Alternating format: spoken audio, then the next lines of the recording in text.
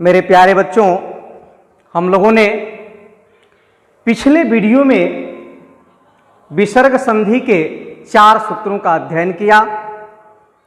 उसमें पहला और दूसरा सूत्र जो है वह उत्व को प्रदर्शित कर रहा था, जहां विसर्ग का ऊ हो रहा था।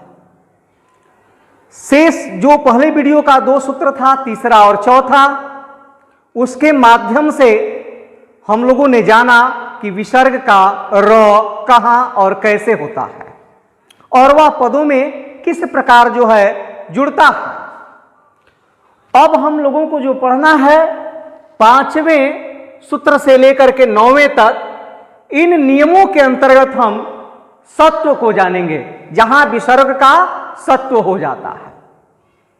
मैंने पहले भी आप लोगों को बताया कि विसर्ग संधि का भेद नहीं होता, इसमें नियम होता है। और यहां हम जानेंगे कि विसर्ग का कहां ऊ होता है, विसर्ग का कहां र होता है और विसर्ग का कहां स होता है। तो 2 तो हम लोग पिछले वीडियो में जान लिए कि विसर्ग का ऊ कहां होता है और विसर्ग का र कहां होता है। आइए अब हम जानते हैं विसर्ग का स कहां और कैसे होता है। 5वां सूत्र विसर्जनीय सह, ये बताता है कि जहां विसर्ग का स हो जाता है उसे ही हम सत्व संधि कहते हैं।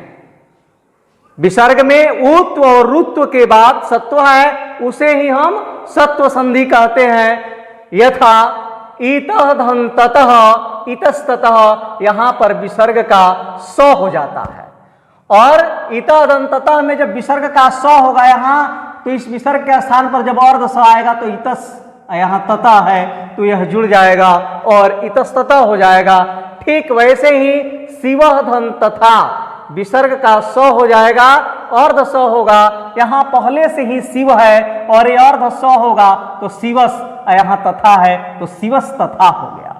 ततः धन ते जब जुड़ेगा तो वह बन जाएगा ततस्ते, यहां भी विसर्ग का स हो गया है।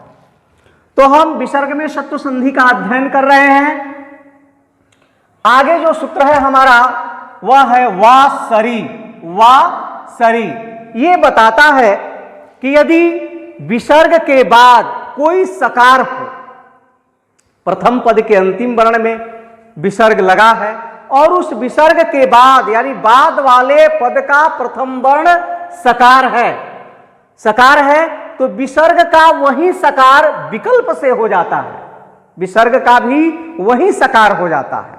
ध्यान देंगे, ये वासरी हमें बता दिया कि यदि विसर्ग के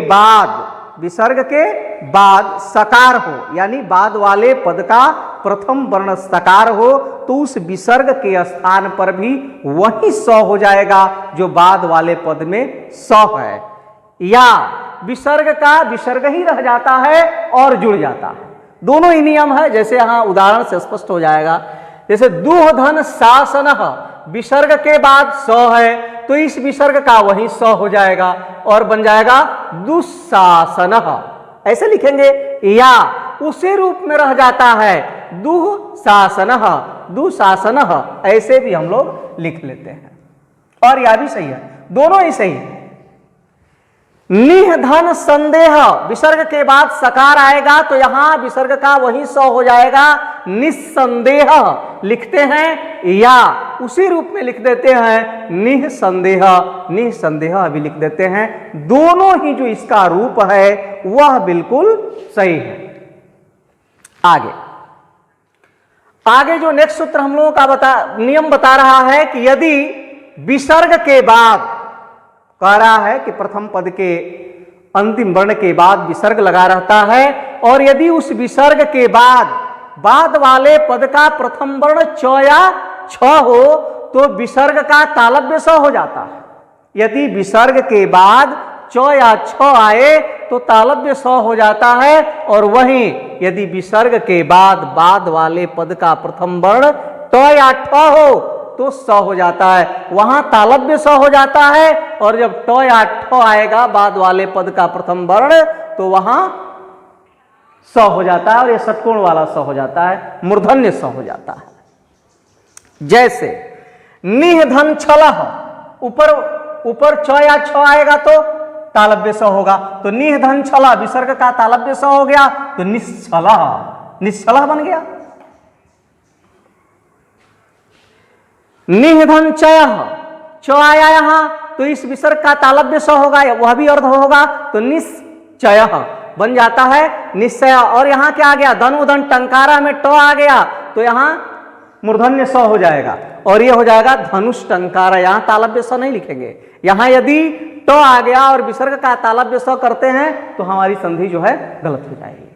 तो इस बात का हमेशा ध्यान रखेंगे कि यदि विसर्ग के बाद च या छ आए तो विसर्ग के स्थान पर तालव्य स हो जाता है, और यदि विसर्ग के बाद ट या ठ आए तो विसर्ग के स्थान पर मूर्धन्य स हो जाता है। जैसा उदाहरण से हम लोगों का स्पष्ट है। आगे सूत्र, आगे जो 8वां सूत्र है हम लोगों का यह है ईदु दु पदस्य चा प्रत्यय। यह बताता है कि यदि विसर्ग के पहले ई या उ, यदि विसर्ग के पहले प्रथम पद के अंतिम वर्ण के बाद विसर्ग लगता है और उस विसर्ग से पहले यदि ई हो या उ हो रहे तथा बाद में, अब उसके बाद क्या है, बाद में क आए, ख आए, प फ, क ख या प फ आए तो विसर्ग का मूर्धन्य स हो जाता है। यह भी वही बता रहा है कि विसर्ग के पहले जब ई या उ रहे, वह ई जो है ह्रस्व ई भी हो सकता है, दीर्घ ई भी हो सकता है। तो यदि विसर्ग के पहले ह्रस्व ई हो, दीर्घ ई हो, या ह्रस्व उ हो, दीर्घ उ हो, तथा बाद में क ख प फ में से कोई वर्ण आए तो विसर्ग के स्थान पर मूर्धन्य स हो जाता है। जैसे निधन कामः, निधन काम क आ गया, यहां बाद वाले पद का प्रथम वर्ण क आ गया तो विसर्ग के स्थान पर क्या हो जाएगा, मूर्धन्य स हो जाएगा तो निस, और ये काम है जुड़ेगा तो बन जाएगा निष्काम।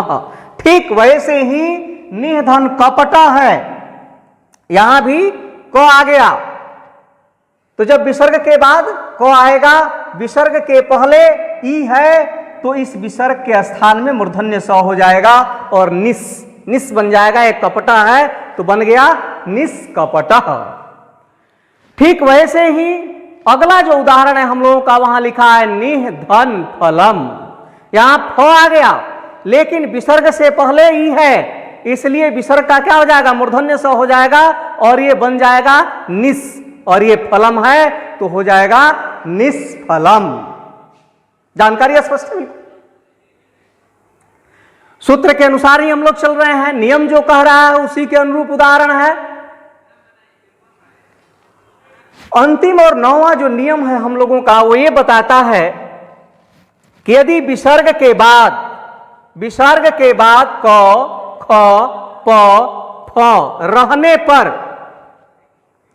विसर्ग के बाद क ख प फ में से यदि कोई वर्ण रहे तो उनके रहने पर विसर्ग में कोई परिवर्तन नहीं होता है। जैसे प्रातः धन कालः बराबर प्रातः कालः, उषः धन कालः बराबर उषः कालः, और अंतः धनपुरम बराबर अंतःपुरम, ठीक वैसे ही लिख देते हैं।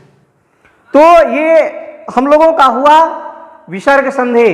विसर्ग संधि में पहले हम लोगों ने पढ़ा था जहां विसर्ग का उ हो जाता है, उसी में तीसरे और चौथे सूत्र के माध्यम से हम लोगों ने पढ़ा था जहां विसर्ग का र हो जाता है, और यहां अभी हम लोगों ने शेष सूत्रों नियमों के माध्यम से जाना जहां विसर्ग का स हो जाता है।